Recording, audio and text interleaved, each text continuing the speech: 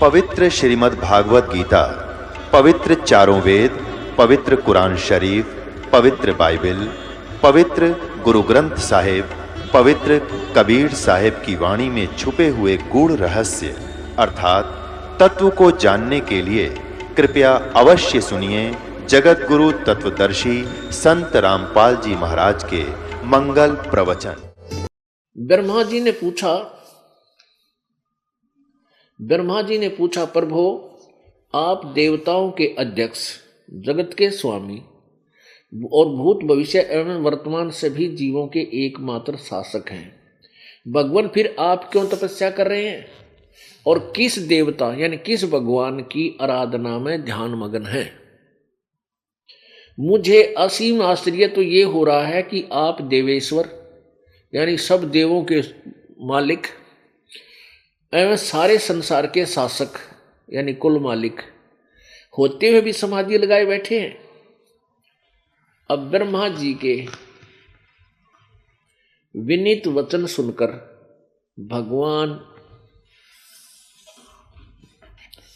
श्री हरि उनसे कहने लगे, ब्रह्मन यानी विष्णु जी बता रहे हैं हम ब्रह्मा जी को, सावधान होकर सुनो, मैं अपने मन का विचार व्यक्त करता हूं। देवता, दानव और मानव सब यही जानते हैं कि तुम सृष्टि करते हो, मैं पालन करता हूं और संकर संहार किया करते हैं, किंतु फिर भी वेद के पारगामी पुरुष अपनी युक्ति से यह सिद्ध करते हैं कि रचने, पालने और संहार करने की यह योग्यता जो हमें मिली है, इसकी अधिष्ठात्री शक्ति देवी है यानी दुर्गा है।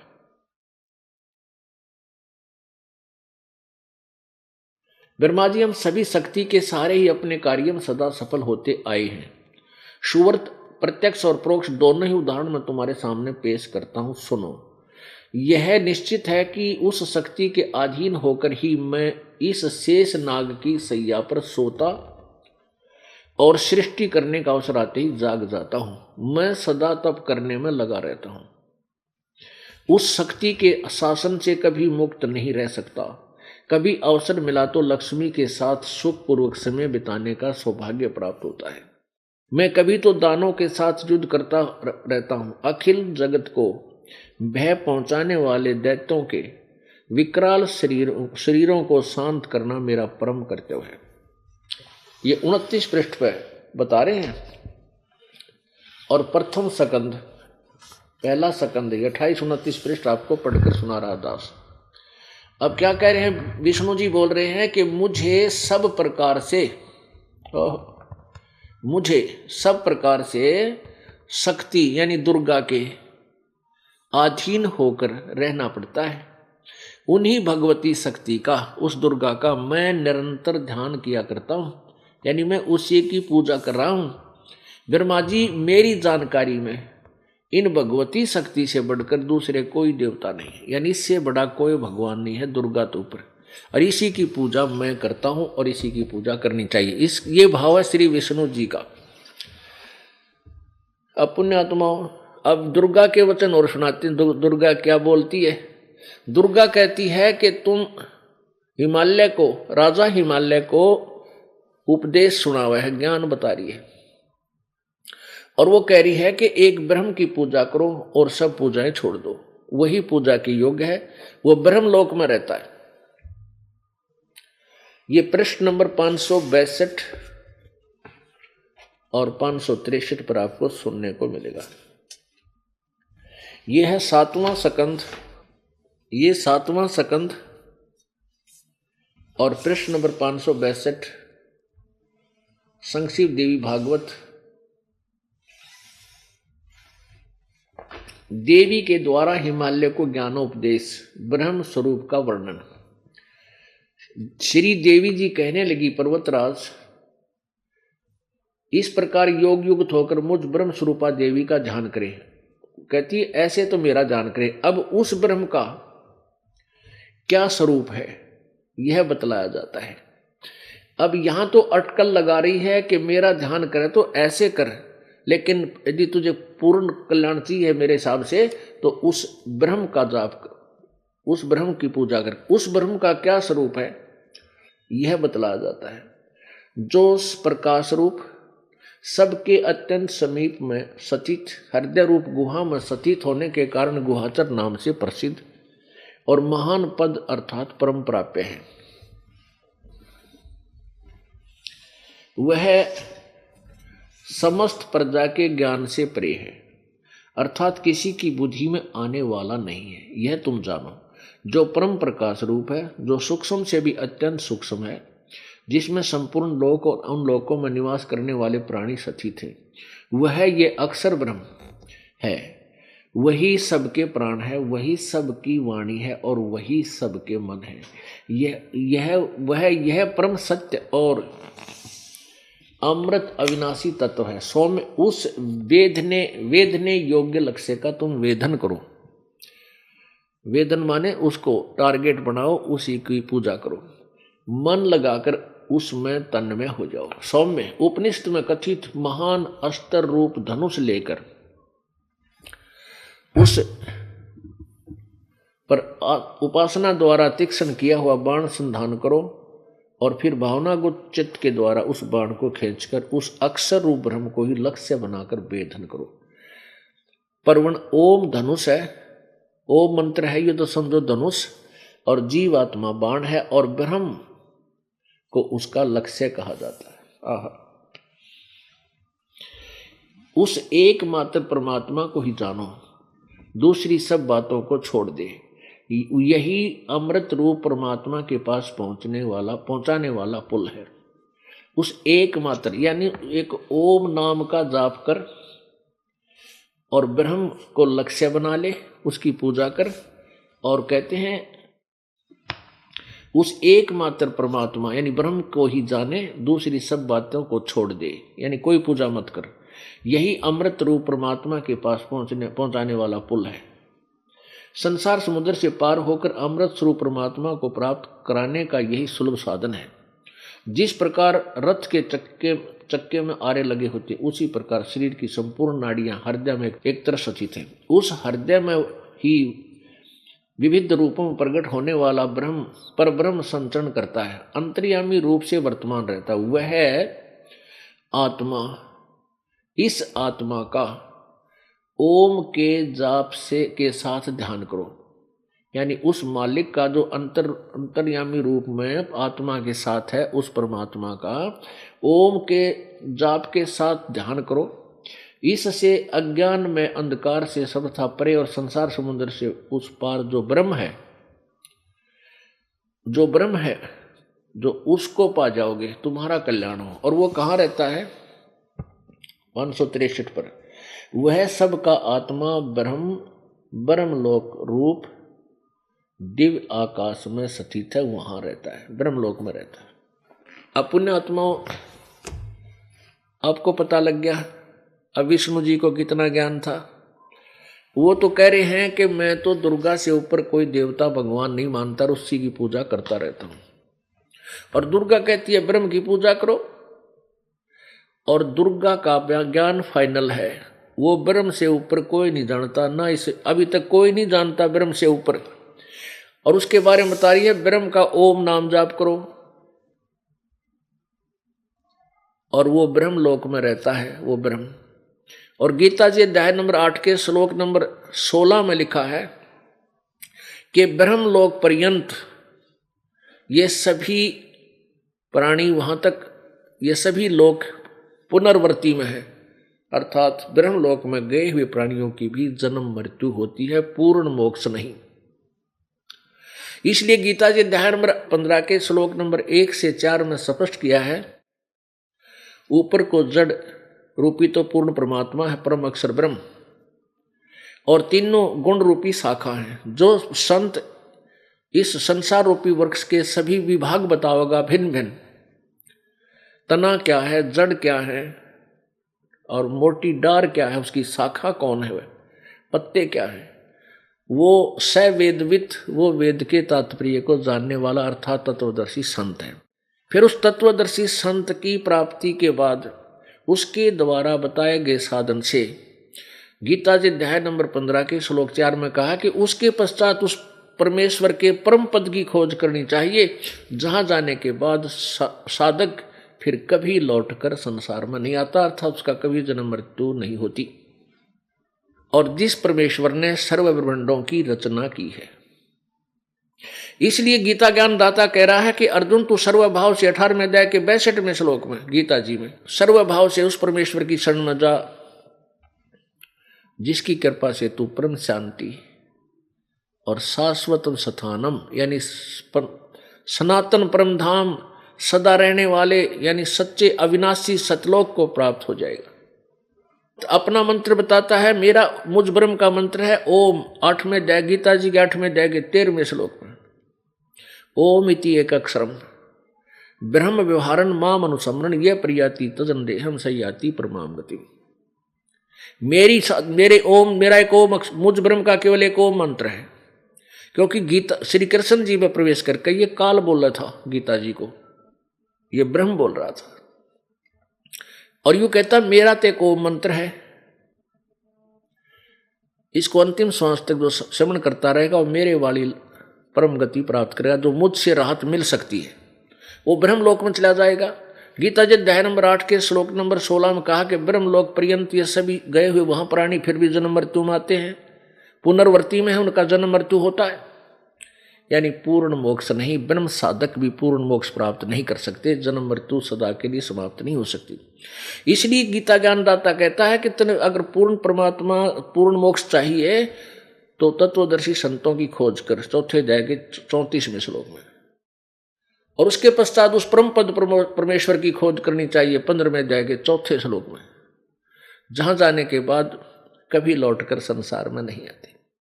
इससे सिद्ध है कि ना ब्रह्म ने पूरा ज्ञान, ना देवी को पूरा ज्ञान, क्योंकि देवी ब्रह्म तक बता रही है और ब्रह्म को ज्ञान नहीं। वो कहता मेरा भी कंप्लीट मोक्षदायक नहीं है मेरा ज्ञान।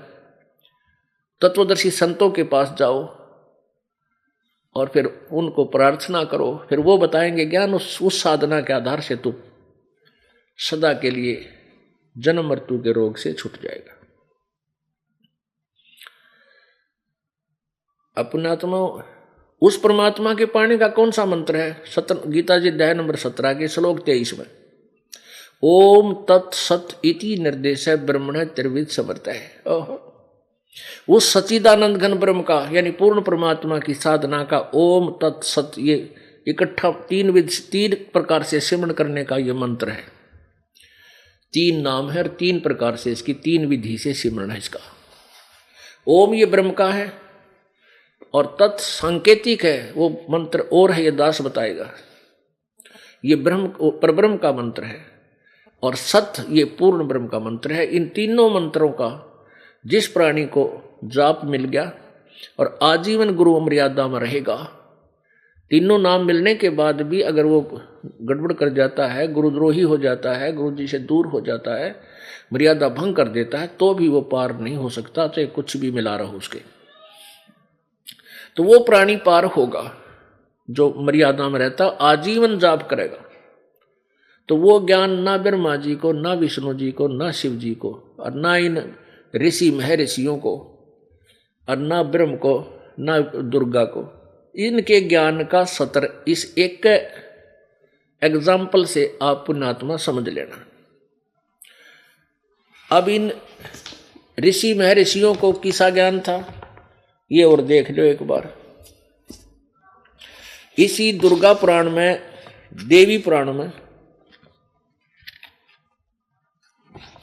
414 पृष्ठ और 6ठा स्कंद,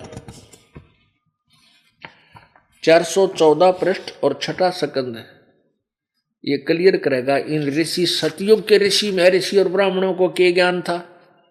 जब सतयुग के ब्राह्मणों को ऐसा ज्ञान था तो बाकी त्रेता द्वापर और कलयुग के ऋषियों को क्या ज्ञान होगा? अंडरस्टूड है। जब ब्रह्मा विष्णु महेश को ज्ञान नहीं कंप्लीट, तो इन ऋषियों के पास ज्ञान कहाँ से आएगा? इन्होंने तो ब्रह्मा जी से ज्ञान प्राप्त किया है और ब्रह्मा जी आप पर हुआ बाई बोल रहा है, एंड वेंड बोला है।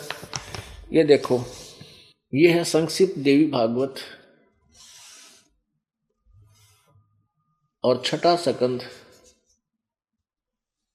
संक्षिप्त देवी भागवत 414 पृष्ठ पे।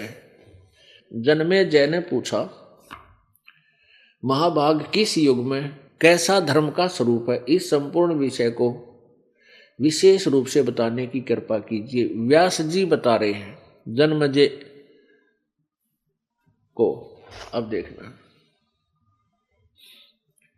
राजन, यह निश्चय है कि सतयुग में ब्राह्मण वेद के पूर्ण विद्वान थे। उनके द्वारा निरंतर भगवती जगदम्बा यानी दुर्गा की आराधना होती थी। भगवती का दर्शन करने के लिए उनका मन सदा ललायित रहता था। जय हो। आलिया उड़ीन के ज्ञान का, सतयुग के ब्राह्मणा का, सतयुग के ऋषि महर्षि कहो, ब्राह्मण कहो। अब व्यास जी बता रहे हैं, राइटर ऑफ पुराण। अब वो इनका लेखक बता रहा है, उस लेखक ने के ज्ञान है, वो नो कहा है कि सतयुग के ब्राह्मण पूरे विद्वान थे, वेदों के पूर्ण विद्वान थे, और वो दुर्गा की पूजा करते थे। अरे तेरा गजब हो, वेदों में कितना दुर्गा की पूजा का नाम निशान भी है। ये कितने लाइयो लोकवेद। जैसे दुर्गा हिमालय को मिली, पहला तो अपनी पूजा के वो गाने गाए, मेरी पूजा ऐसे करो, एक स्थान पर बैठ जाओ, नो कर दूंगी मैं, नो कर दूंगी। और फिर नो क्या, उस ब्रह्म की पूजा करनी चाहिए और सब छोड़ दो। अब पुण्यात्मा सभी फसल है यहाँ पे, कोई भांग बोएगा तो भांग वाला फल मिलेगा, कोई गेहूं बोएगा तो गेहूं का फल मिलेगा। तो ये तो भांग बोनी है जो अन्य देवताओं की पूजा, एक पूर्ण परमात्मा ने छोड़ के। उस पूर्ण परमात्मा की पूजा समझ लो गेहूं बोनी, कणक बोली आपने, जो अन्नदाता जीवन दाता है, आपका जीवन बख्शेगा। अब ये दास ने नहीं कहा, आप जी के सदग्रंथों से प्रमाणित किया, इनसे पढ़कर दास बताता है कि ना तो ब्रह्मा जी को ज्ञान था, भक्ति का कह नहीं जाने थे, ना विष्णु को ना शिव जी को, और न ही इन ऋषि महर्षियों को जो आज तक हमें मूर्ख बनाते रहे, इनको कोई ज्ञान नहीं था, कोई आध्यात्मिक ज्ञान नहीं था। ये क्या करते रहे, सिद्धियां, हठ योग तपस्याएं करके सिद्धियां प्राप्त कर लेते। एक दूसरे पर किसी का आग ला दी, किसी की बुझा दी, किसी ने सागर पी लिया, पानी पर चल के जल के ऊपर के चल के दिखा दिया। इनमें उलझ पुलझ होकर अपना जीवन खो गया। हम भोली आत्मा उनके इन कृष्णों को देखकर, जो कतिकरण के ना थे, ना देखने के थे, हम इनके ऊपर आसक्त हो गए। इनको मेरे शीर बड़े पहुंचे हुए महापुरुष मानने लगे। हम इन पर ऐसे आसक्त रहे। अब प्रसंग चल रहा है कि सच्चे साहिब, सच्चा साहब, सत साहब, सत साहिब कहो, सत साहब कहो, यानी जैसे आदमी जब कति दुखी हो जाए, कहा हे सच्चे मालिक, हे सच्चे भगवान, हे सच्चे स्वामी, यानी इसका मतलब है को नकली स्वामी भी से अपना। नकली स्वामी कौन है? जैसे ब्रह्मा विष्णु महेश, ये यहाँ के हमारे नकली स्वामी हैं, इस जेल में मालिक हैं। क्या बताते हैं? और बात तेरे काम न आवे, संतों शरण लाग रे, के सोवे गफलत में बंदे, जाग जाग नर जाग रे, जाग जाग नर जाग रे। पुण्यात्माओं, ये जो आपको अभी एक शब्द सुनाया था, ये कबीर परमात्मा की शब्दावली में लिखा हुआ है। लेकिन ये नित्यानंद जी एक अच्छी आत्मा थी, ब्राह्मण घर में इनका जन्म था, और लगभग 200 वर्ष पहले इनका जन्म हुआ। तो इन्होंने कबीर साहब की वाणी कुछ अन्य, क्योंकि जिज्ञासु को कहीं ना कहीं से परमात्मा की तलाश होती है, कोई न कोई उनकी महिमा का कोई ग्रंथ वो ढूंढ लेता है, पढ़ लेता, पढ़ा लिखा था, ये शिक्षित था, तहसीलदार लगा हुआ था। फिर इसके जीवन में बड़ा परिवर्तन आया। एक विष्णु जी के उपासक संत गुमानी दास जी इनको मिले, उन्होंने इनको ज्ञान दिया, समझाया, तो इन्होंने अपनी नौकरी आदि त्याग कर और फिर भक्ति में लग गए थे। अब जैसा जिस पुण्यात्मा को गुरु मिलता है वैसे ही वो साधना पर आरूढ़ हो जाता है, क्योंकि परमात्मा की भक्ति आत्मा करे बिना रह नहीं सकती। ये जब से भगवान से बिछड़ी है, इसको उसकी उसी दिन से चाह पड़ गई है, क्योंकि यहाँ आकर के इसने वो दुख देख लिए जो इसके हृदय को हिला देते हैं, और वहाँ वो सुख था जिसकी तलाश अब ये यहाँ कर रही है। यहाँ कभी सुखी नहीं हो सकता किसी भी पॉइंट से, दृष्टिकोण से, चाहे ब्रह्मा बन लो, चाहे विष्णु शिव जी बन ले, ये भी सुखी नहीं हो सकता यहाँ पर।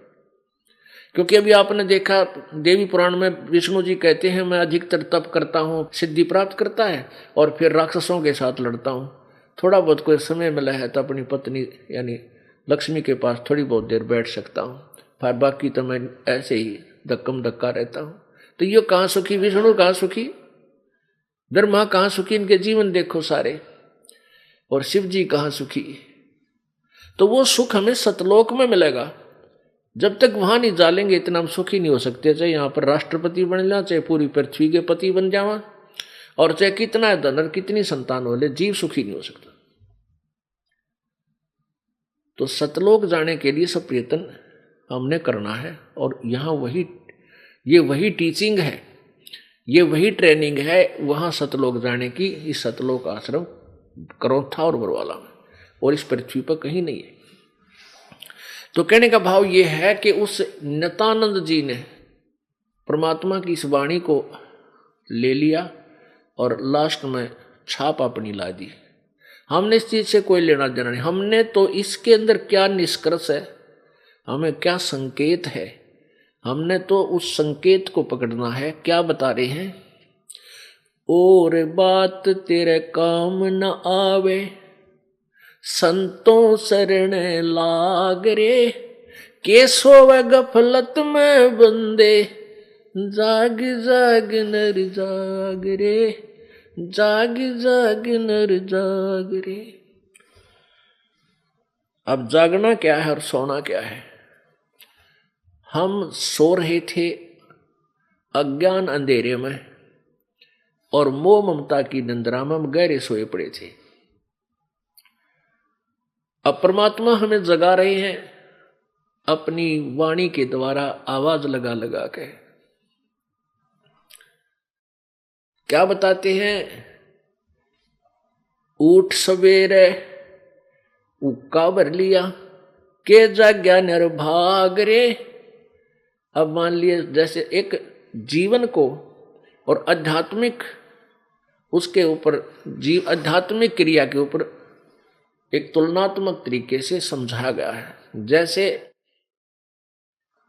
कोई सोया पड़ा है निंद्रा में, वो उठ गया, उठा दिया किसी ने, और उठ कर उसने क्या किया, हुक्का भर लिया या बीड़ी ला ली, सिगरेट सलगाड़ी, उठ जो फू फू धुआं कर दिया, सारे घर में बालक सोए, उनका भी धुआं चढ़ गया, आप भी पाप का भागी, और उन बच्चा को और दोस्त उनको और स्वास्थ्य खराब करे, स्वास्थ्य अच्छा उनका। तो कहने का भाव ये है कि उठा और जाग्या, जाग भी गा, उठने योग कुक्रम शुरू कर दिया। बता के जाग्या इसका अच्छा, कहते सुक्रम करा ना कोई करी तन बंदगी, फुटे तेरे बागरे। अपने आत्मा इसको दो तरीके से लाया जाता है। अब जागना क्या है कि आप भक्ति नहीं कर रहे, सत्संग के वचनों से आप एकदम फड़क जाती है आत्मा, अकर तेरा गजब हो, परमात्मा तो भजना चाहिए, जीवन हमारा जीवन जा रहा है। क्योंकि सत्संग के वचन, परमात्मा की वाणी इतनी मार्मिक है, इस आत्मा को धंधेड़ कर रख देती है, इसको विवश कर देती है। तू क्या कर रही है नालायक, इस मन के चक्कर में आके, और क्या करना चाहिए था तूने, ये डले डोते असंग जन्म हो गए तुझे, अब तक आज तक कुछ भी नहीं मिला। सच्ची भक्ति करो सच्चे साहब की, उस पूर्ण परमात्मा की। तो ये पहले एकदम फड़क के उठती है, जाग जाती है, फिर भक्ति करने के लिए कहाँ चलती है, कोई मंदिर में, कोई मस्जिद में, कोई गुरुद्वारे में, कोई पहाड़ पर चढ़ गया किसी मंदिर में, वहाँ भगवान मिलेगा। तो इसको गुमराह करने वालों का अंत नहीं, क्योंकि काल ने निरे दूत छोड़ रखे हैं भ्रमित करने के लिए। अब जैसे ऊठ सवेरे हुक्का भर लिया, मान ले आपको भक्ति की लगन भी लाग गई, आप जाग गए और जाकर लेकर लोटा मंदिर में पहुंचे घंटी बजान, तो क्या जाग गया वो, क्या लगन लागी तुझे? वो तो उल्टे को शास्त्र विधि त्याग का मनमानी जो पूजाएं तुम कर रहे हो वो व्यर्थ है। वो तो हुक्का सा भर लिया तने, दूने पाप कर रहा है। अब वहां जाके घंटी बजाते हो, घंटी में ना जाने कितने जीव सूक्ष्म लगे होते हैं, नो मारोगे टनाटन टनाटन करा कितने जीव मार देते हो। और वहां से लेकर मंदिर तक गया, वहां ना जाने कितने पैरों के नीचे सुबह सुबह जीव मार दिए, पैरों के नीचे कीड़े मकोड़े ना जाने कितने मारे मंदिर तक जाने में। और फिर जोड़ का जल लिया भर के तालाब से, उस तालाब में निरे जीव, कपड़े से छाया उस कपड़े में जीव, वो निचोड़ कर धोया नहाया, फिर उसमें जीव मार दिए। और पुण्य एक भी को ना, क्योंकि घंटी बजाने में, मंदिर में जाने से, मूर्ति पूजा ये करने से, ये शास्त्र विरुद्ध साधना होने से लाभ एक भी को नहीं, पुण्य आपको एक भी नहीं, निरे पाप हो गए। गीता जी अध्याय नंबर 16 के श्लोक नंबर 23 में कहा है कि जो शास्त्र विधि को त्याग कर और मनमाना आचरण करते, मनमानी पूजा करते हैं, उनको ना तो सुख हो, ना उनकी गति हो, और ना उनका कोई कार्य सिद्धि हो, ना उनके कोई सिद्धि प्राप्त हो, अर्थात यूजलेस। तो उस सच्ची साधना के करने से लाभ होगा। वो सच्ची साधना केवल 3 मंत्र का जाप है, ओम तत्सत।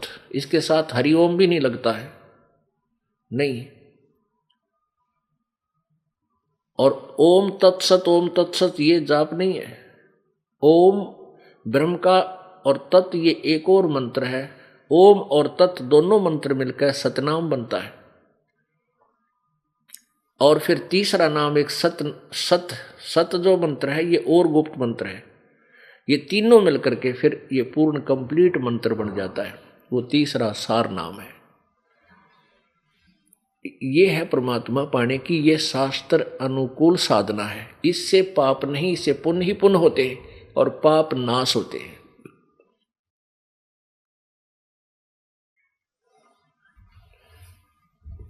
अपुण्यात्मा परमात्मा हमें क्या बताते हैं कि अन्य देवताओं की जो पूजा तुम करते हो, वो पूजाएं तुम्हारी मोक्षदायक नहीं है। उनसे तुम्हारा जन्म और मृत्यु समाप्त नहीं होता। और जब तक जन्म और मृत्यु समाप्त नहीं होगा तो फिर इन पूजाओं का क्या करेंगे हम? क्या यूज इनका? नो, केवल अपना जीवन बर्बाद करने वाली बात है। अब वो सच्चा साहिब, वो सच्चा साहब, सच्चा मालिक, सच साहब, वो सच साहिब, वो कौन है और उसकी पूजा कैसे करनी चाहिए, उसकी प्राप्ति कैसे होगी, ये अब के इस 3 दिन के सत्संग में यही विषय रहा। क्योंकि जब तक हमें ये नहीं मालूम होगा परमात्मा कौन है और वो कुल मालिक कौन है, सच्चा साहब कौन है, सच साहब कौन है और उसकी पूजा कैसे करनी चाहिए, जब तक हमें ये ज्ञान नहीं होगा तब तक हम डले ढोरे हैं, धूल में लठ मार रहे हैं। कहते हैं एक हाथी की पैड़ में सब जीवों की पैड़, सार शब्द जाने वे ना या दुनिया मारे खेड़। खेड़ देसी भाषा यहाँ हरियाणा की। खेड़, खेड़ मारा टक्कर टकरा, कोई नोन भाज रहा है बोझड़ा में का, कोई नोन टक्कर मार रहा है, कोई इधर भाग रहा है, इधर रास्ता मिलेगा, कोई इधर भाग रहा है। क्योंकि सब यहाँ कैद में है, इसे निकलने के लिए प्रयत्न कर रहे हैं। लेकिन नो दोबारा का टक्कर मारने से जेल से बाहर थोड़े हो सकते। वो तो उसका प्रॉपर वे अपनाओ, कोई बढ़िया वकील करो और अपना केस लड़ो, कहते हैं कर ले गुरु वकील मुकदमा भारी है, ये कर ले गुरु वकील मुकदमा भारी है। अब ये गुरु रूपी वकील आपने करना पड़ेगा, टॉप मोस्ट वकील ढूंढना पड़ेगा, ताकि इस काल के धर्मराज के पास जाके तेरा मुकदमा लड़े। ये सत्कर मानना, जब आपको यहां से छुटवाया जाएगा, धर्मराज के दरबार में परमात्मा इस दास के रूप में प्रकट होगा, आपके साथ होगा और उसको कहेगा कि तू इसका हिसाब कर। और फिर पूरे सवाल जवाब होंगे कि तूने इसको यहां फंसाया है, लाया था किस लिए तू इसको यहां पर, और तूने के बना दिया इसका। अपना हिसाब ले और छोड़ इसको। क्योंकि जो आपको पहले मंत्र दिए जाते हैं, जो प्रथम मंत्र आपका है, ये मंत्र पूजा नहीं हमारी, या तो मजदूरी है। हम इनके ऋणी हो गए इस काल के लोक में आकर। जैसे कोई विदेश गया है और वहाँ कोई फैक्ट्री ला ली छोटी मोटी, और वह फैक्ट्री उसकी सही चली नहीं, तो उसमें क्या होगा कि कैसे नहीं चली, उसका फिर क्या है, जैसे टेलीफोन का खर्चा था वो भरा नहीं गया, वो टेलीफोन कनेक्शन कट गया। बिजली का बिल भरा नहीं, बिजली का कनेक्शन कट गया। पानी का टैक्स भरा नहीं, बिल भरा नहीं, पानी का टैक्स कनेक्शन कट गया। तो दूना निर्धन हो गया। आप सतलोक से आए थे और यहाँ आके फैक्ट्री ला ली, इस काल के लोक में घरबारी बन बैठे, और यहाँ आपके कोई सा काम ठीक नहीं चल रहा। जो पुण्य थे इतने खत्म हुए, अब पापों का दौर शुरू हो गया। तो परमात्मा ने इस दास को भेजा कि ये दास आपको उपदेश देगा। आपसे पहले वचन करा लेता है कि ये नियम निभावेगा तो मैं तुझे नाम दूंगा, तेरा ठेके, तेरा जो है गारंटर बनूंगा, और ये नियम तोड़ देगा तो मैं तेरा गारंटर नहीं रहूंगा। अब जैसे एक गारंटर होता है जो कहते हैं भाई इसने मेरी गारंटी ले रखी है, तो ये दास, ये परमात्मा, ये दास आपका गारंटर बनेगा ब्रह्मा विष्णु महेश के पास जाकर सूक्ष्म रूप से, और कहेगा कि इस आदमी को, इस व्यक्ति को, इस आत्मा को ये सभी सुविधाएं जारी कर, और तेरा जो टैक्स है, किराया है, ये भरता रहेगा, और गारंटी हम लेते हैं, ये नहीं भरेगा तो हम जिम्मेवार होंगे। तो कहने का भाव यह है कि आपको प्रथम मंत्र दिया जाता है तो आप इसकी मजदूरी शुरू करो, इसकी मेहनत करो, जाप शुरू करो। तो ये ब्रह्मा विष्णु महेश के पास आपकी या कमाई जाएगी, और वो आपको सुविधाएं शुरू कर देंगे यहाँ की। क्योंकि इसमें सबसे पहले उस पूर्ण परमात्मा का मंत्र है, वो पूजा है, बाकी मजदूरी है। तो ऐसे इन सब की ना जाने कितने युगों से आप इस काल के ऋणी हो, उस सब ऋण से मुक्त होना पड़ेगा। ये ब्रह्मा विष्णु महेश गणेश दुर्गा हमारे शरीर के अंदर बने हुए कमल में, रीढ़ की हड्डी बैकबोन के अंदर की साइड में एक आंतड़ी सी बनी है, निशान से है मामूली से, जैसे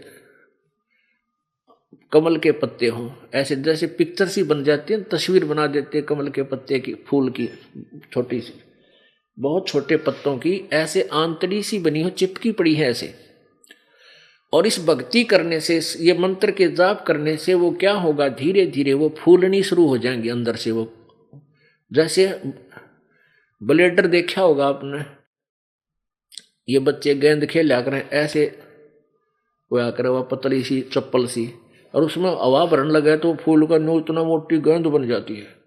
ऐसे ही ये चिपकी पड़ी है, खाली हो आप, आपके अंदर भक्ति नहीं रही, इसलिए बिरानवाटी और किसी के पास कुछ को ना, किसी की टांग कट गई, किसी की आंख फूट गई, किसी का कुछ हो रहा है, कोई टेंशन। तो ये दुख क्यों है? क्योंकि पाप से दुख है, और पुण्य बढ़ेंगे तो दुख दूर हो जाएंगे, पाप खत्म हो जाएंगे, पाप खत्म होंगे, पुण्य बढ़ेंगे, सुख हो जाएगा। तो वो फिर कमल हमारे अंदर से वो भक्ति की शक्ति उसमें जमा डिपॉजिट होने लग जाएगी, और वो कमल उस समय खिलेंगे, खुल जाएंगे आपके, जब आप ऋण मुक्त हो चुके होंगे। जब आप यहां से चलोगे सतलोक में, सच्चे लोक को जाओगे, अपने सच्चे साहब के पास चलोगे, तो आपने सिद्ध, कई मिसगाइड करते हैं संत कि हम तो सीधे तिरकुटी में जाते हैं। अरे तेरा गजब भैया, तिरकुटी क्या है? तिरकुटी तो समझ लो इंटरनेशनल एयरपोर्ट है, यानी अंतर्राष्ट्रीय हवाई अड्डा, जहां से सब जिस देश को जाना चाहता है उसकी टिकट, उसका पासपोर्ट और वहां तक का किराया पहले पूरा, और उस देश का नो ड्यू सर्टिफिकेट पहले ले लेना होता है, तब वह पहुंचेगा क्या नाम है एयरपोर्ट पे, ना कोई ना जान दी एयरपोर्ट पे। तो ये तिरकुटी तो इंटरनेशनल एयरपोर्ट है, वहां जाने के बाद कोई परिवर्तन नहीं। उस वहां तो जहां भी वो कौन जाएगा? जो यहां से पूरे कागज पूरे करके गया होगा और ओरिजिनल जिसके पास पासपोर्ट होगा, यानी डुप्लीकेट नाम देने वाले संतों से भी वहां नहीं जाया जाता। तो वो कहते हैं हम तो सीधे तिरकुटी में ध्यान लगाते हैं, हम कमल कमला के चक्कर में नहीं पड़ते हैं। अरे तेरा गजब, ये कौन जान देगा तुझे वहां इंटरनेशनल एयरपोर्ट पर, जब तक तेरे यहाँ का देश का सारे कागज क्लियर नहीं होंगे। इन्होंने तो इंटरनेशनल एयर यानी तिरकुटी तो ऐसी मान रखी जैसा बरवाड़े का अड्डा, बस स्टैंड, कोई भी पैदल पहुंच जाते वैसे पहुंच जाए, बड़का खेल बना रखा है, मूर्ख बना रखा है आपको। तिरकुटी पर पहुंचने से पहले तो आपका सारा काम क्लियर होना पड़ेगा, इन कमलों से चलना पड़ेगा। जीवात्मा हृदय कमल में रहती है, यहां से वह सबसे नीचे कमल में जाएगी, मूल कमल में। मूल कमल से फिर वो आएगी ब्रह्मा के कमल में, यानी स्वाद चक्र में, जहां ब्रह्मा और सावित्री रहते हैं। मूल कमल में गणेश जी रहते हैं। तो ये सब की कमाई मंत्र आपको दे रखा है। जब आप वहां जाओगे आपके कागज क्लियर पाओगे। गणेश जी जाते आपको वहां से आपको टिक मार्क कर देगा, जाओ आगे। फिर ब्रह्मा जी के लोक में वहां का भी सारा अकाउंट आपका क्लियर पाओगा। फिर नाभि कमल में विष्णु और लक्ष्मी जी मिलेंगी, और वहां से फिर हृदय कमल में शिव और पार्वती के लोक में वहां आएंगे। और फिर कंठ कमल में यहाँ पीछे को, इस यहाँ गले के पीछे रीढ़ की हड्डी जहाँ थोड़ी सी बैंड होती है, ये ऊपर नाक, इससे पहले चौड़ा सा स्थान है, यहाँ पर दुर्गा का कमल है। फिर यहाँ आएंगे हम, इसके बाद तिरकुटी का नंबर आओगा। जब तक ये नहीं आगे जान देंगे, तिरकुटी में कौन जान देगा तुमको? तो कहने का भाव ये है, ये आपको आज तक मिसगाइड करते रहे, हमें मूर्ख बनाते रहे कि बस ध्यान लगा ले 2.5 घंटे सुबह 2.5 घंटे शाम में। कहते झूठा ज्ञान, तुम ध्यान कहाँ लाओ? ये बाद विदा चतुराई, तुम तो ये चतुरता दिखा रहे हो, मूर्ख बना रहे हो भोली आत्माओं को। जब तुम्हारा ज्ञान यूजलेस है, झूठा है, ध्यान कितना हो तुम इसमें। और वो परमात्मा तो अंड और पिंड के पार स्वदेश हमारा है। ये अंड कहो ब्रह्मांड कहो चाहे इसको पिंड कहो, क्योंकि एक ब्रह्मांड की आकृति एक अंडे जैसी है, इसको अंड भी बोलते हैं, इसको ब्रह्मांड भी कहते हैं। और इस एक ब्रह्मांड के अंदर जो भी कुछ है इस शरीर के अंदर विद्यमान है। जैसे इन चैनलों में मूल कमल एक चैनल समझो, स्वाद चक्र एक चैनल समझो, नाभि कमल भी एक चैनल समझो, ये 5, 6, 7 चैनल हमारे लगे हुए हैं। तो जिस भी चैनल में आप झांकोगे, यानी आपका जौन सा भी कमल खुल गया, आप उसके अंदर दृष्टि जाएगी आपकी, तो इस ब्रह्मांड में उस चैनल के ऊपर यानी उस कमल के अंदर जो भी दृष्टिगोचर होगा वो आप देख सकते हो। तो इस ब्रह्मांड के अंदर जो भी है वो शरीर में देखा जा सकता है। एक ब्रह्मांड के पार की वस्तु इस शरीर में नहीं देखी जा सकती।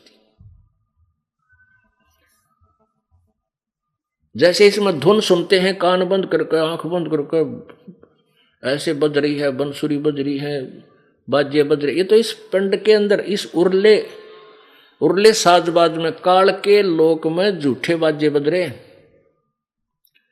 कोई है रे परले पार का जो भेद कहे झनकार का, कोई है रे परले पार का जो भेद कहे झनकार का। अब परमात्मा कहते हैं कोई है उस परले पार का, सतलोक का, जो भेद कहे उस झनकार का, यानी सतलोक में हो रही उस अखंड धुन, उस अखंड नाद का, उस धुन का कोई भेद बताओ हमने, आओ सामने। कोई है रे परले पार का, परले पार का यानी सतलुज अंड और पिंड से पार सो देश हमारा है, करने नो दीदार महल में प्यारा है। इस शब्द में पूरा जो वर्णन किया है वो ये बताया है कि ये सारी झूठी रचना काल ने एक ब्रह्मलोक में दुर्गा से करवा रखी है इस जीव को धोखा देने के लिए। और फिर बताया कि हमारा लोक तो इस एंड और पिंड से भी पार है, और वहां उस परले पार में कोई पहुंचा हो तो बताओ हमें। और इसमें कौन कौन यहां रह गए, कौन कौन पार हुए। तो पुण्यात्माओं, जब हम सतलोक चलेंगे तो उससे पहले तो सारा काम क्लियर हो लेना चाहिए आपका।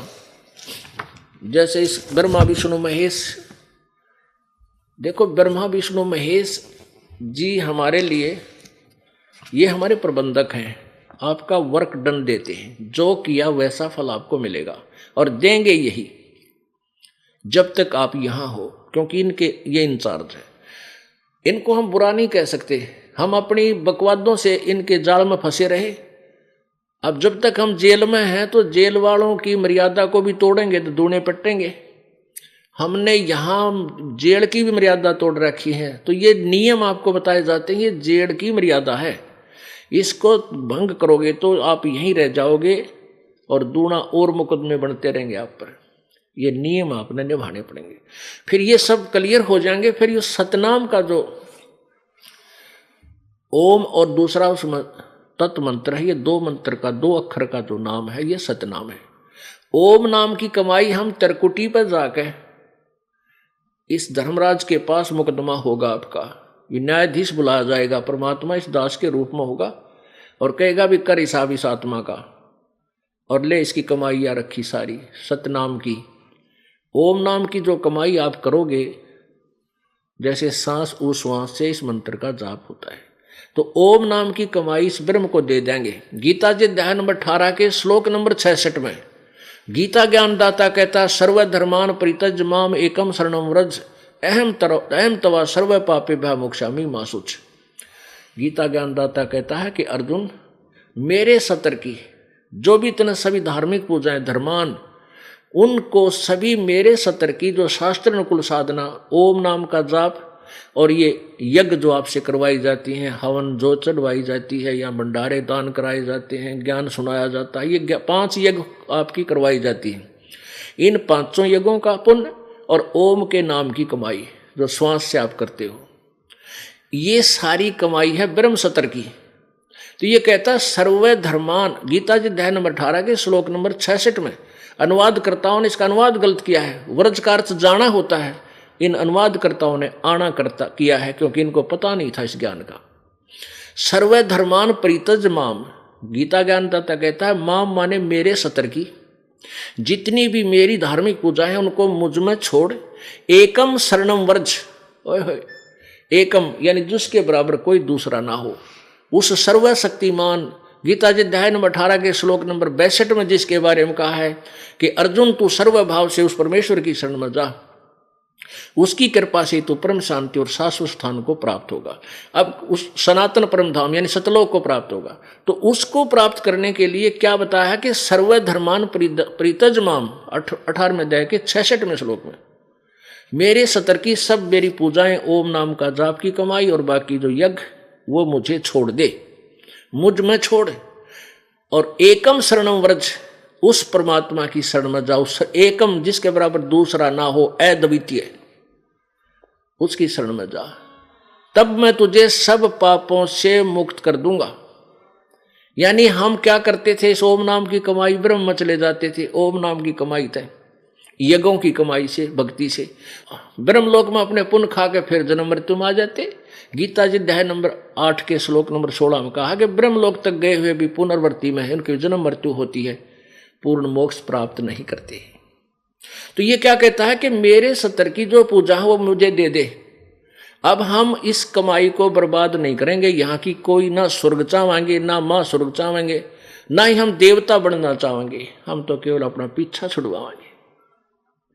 गीता जी अध्याय नंबर 7 के श्लोक नंबर 29 में कहा कि अर्जुन, जब उस तत्व ब्रह्म से और पूरे आध्यात्मिक ज्ञान से जीव परिचित हो जाता है, वह केवल जरा और मन से छुटकाने की प्रयत्न करता है और कोई वस्तु नहीं मांगता।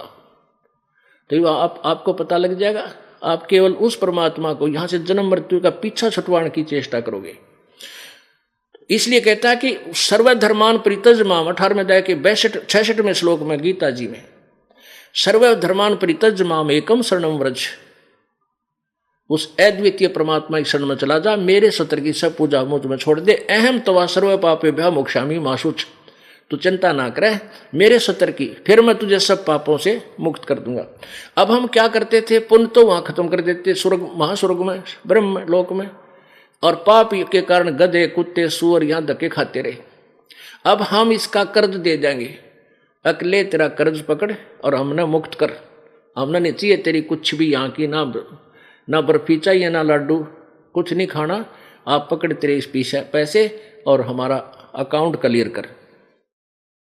तो ओम नाम के जो कमाई है आपके, वो 3 मंत्र के जाप की कमाई कहाँ आपको काम आवेगी, ओम नाम का जाप तो वहां ब्रह्म को त्रिकुटी पर दे देंगे। फिर हम चलेंगे आगे को, ये जो दूसरा मंत्र है तत्, ये और मंत्र है, इस मंत्र की कमाई आपको परब्रह्म को देनी है, क्योंकि इसके 7 शंख ब्रह्मंडों से हमने पार होना है। इसका किराया इतना हो जाएगा वहां तक जाने का, इसका टैक्स टोल टैक्स मान लो इसका। और फिर जो तीसरा मंत्र है सार नाम है, ये आपको स्थायी स्थान सतलोक में प्रदान कराओगा। इस प्रकार हम परमात्मा प्राप्ति करेंगे। कोई है रे परले पार का, कोई भेद कहे झनकार का, कोई है रे परले पार का, जो भेद कहे झनकार का। अब क्या बताते हैं, वारही गोरख वारही दत्त वारही धरु प्रहलाद अर्थ।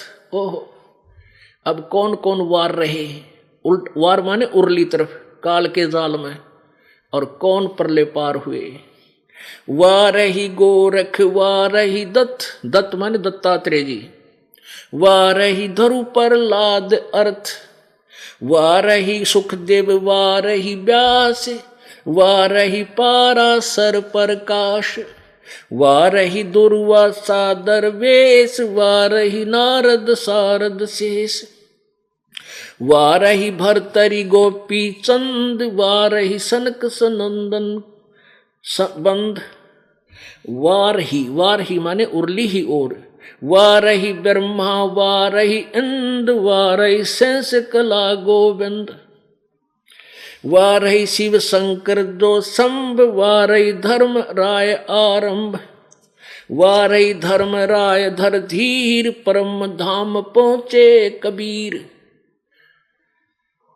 रग यजुर श्याम अथर्वेद, परम धाम नहीं लहा वेद। रग यजुर श्याम अथर्ववेद, परम धाम नहीं लहा भेद। अलल पंख अगाध भेव, जैसे कुंजी सुरती सेव। वार पार था है थे हा ने था, गरीबदास निर्गुण निगाह। अब इसमें क्लियर कर दिया कि उर्ली तरफ गोरख भी उर्ले काल के ही जाल में, दत्तात्रेय दत्त ये भी इसी काल के जाल में, और धरु और प्रहलाद भी काल के ही जाल में, ये भी पार नहीं हुए। पुण्यात्माओं, ये है वो तत्व ज्ञान जो सबकी धज्जियां उड़ा देगा। और ज्ञान सब ज्ञानड़ी, कबीर ज्ञान सो ज्ञाने, जैसे गोला तोब का इव करता चले मैदान। अब आपने प्रारंभ में देख लिया ब्रह्मा विष्णु महेश को क्या ज्ञान था, तो पार क्यों करो होंगे। और ध्रुव प्रहलाद इन के रगड़ा ला रहे थे, इन्हीं की पूजा करते थे, ये पार कहाँ गए होंगे, ये भी उर्ली तरफ। गोरखनाथ जी कौन थे, शिव जी के उपासक थे, ये भी उर्ली तरफ।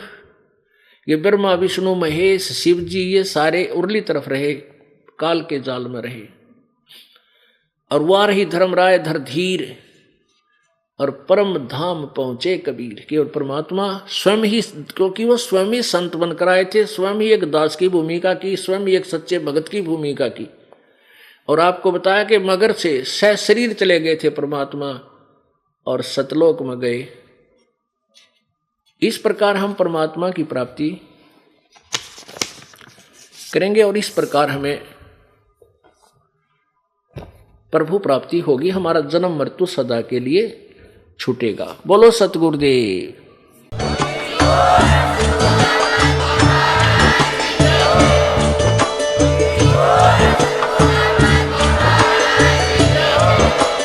आप सुन रहे थे जगत गुरु तत्वदर्शी संत रामपाल जी महाराज जी के मंगल प्रवचन। अधिक जानकारी के लिए विजिट कीजिए हमारी वेबसाइट www.jagatgururampalji.org। संत रामपाल जी महाराज जी के शुभ आशीर्वाद से पूरे विश्व भर में 500 से भी ज्यादा नाम दीक्षा केंद्र हैं, जिन पर संत रामपाल जी महाराज जी द्वारा ऑनलाइन निशुल्क नाम दीक्षा दी जा रही है। अपने नजदीकी नाम दीक्षा केंद्र का पता करने के लिए संपर्क करें 8222880541।